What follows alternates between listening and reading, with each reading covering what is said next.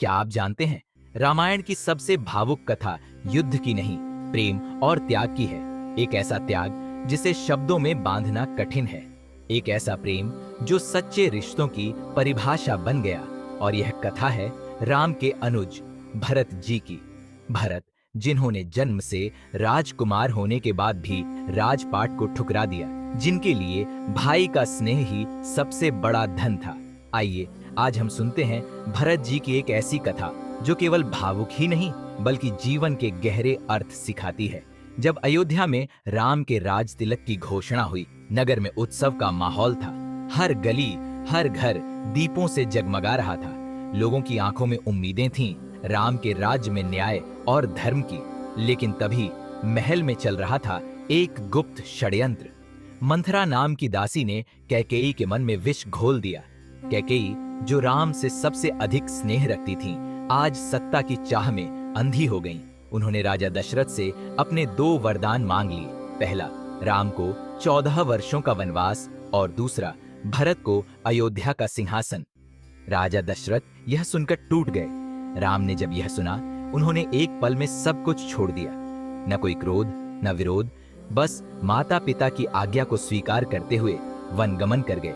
इस पूरे समय भरत अयोध्या से दूर थे, अपने मामा के घर। उन्हें इस षड्यंत्र की भनक तक नहीं थी। जब भरत लौटे, उन्हें अयोध्या सुनसान मिली। न कहीं उत्सव, न उजाला। राजा दशरथ का स्वर्गवास हो चुका था। राम, लक्ष्मण और सीता वन को चले गए थे और कैकेयी ने अपने पुत्र भरत के लिए वह सिंहासन ले लिया था जो राम का होना चाहिए था। भरत ने जब सच्चाई सुनी, उनके पांव कांप गए। उन्होंने कैकेयी से कहा, माँ, आपने मुझे राज्य नहीं दिया, आपने मुझे कलंक दिया है। जिस अयोध्या में राम नहीं, वहां राज्य करना पाप है। भरत ने उसी क्षण निर्णय लिया, वे राम को वापस लाएंगे, चाहे कुछ भी हो जाए।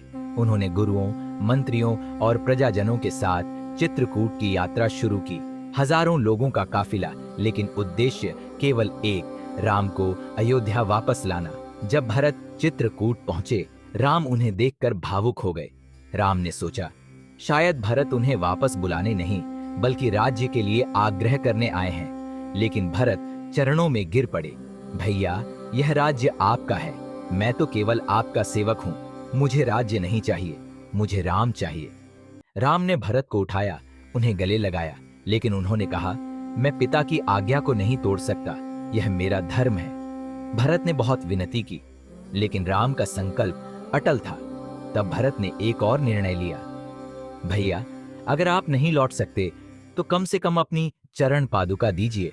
मैं उन्हें सिंहासन पर रखकर राज्य चलाऊंगा, लेकिन मैं राजा नहीं बनूंगा। राम ने अपनी पादुका दी।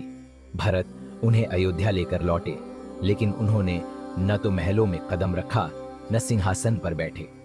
उन्होंने अयोध्या से बाहर नंदीग्राम में एक कुटिया बनाई, जटा धारण की, वलकल वस्त्र पहने, नंगे पैर और स्वयं को वनवासी बना लिया। 14 वर्षों तक भरत ने राम की चरण पादुका को राजा मानकर राज्य चलाया।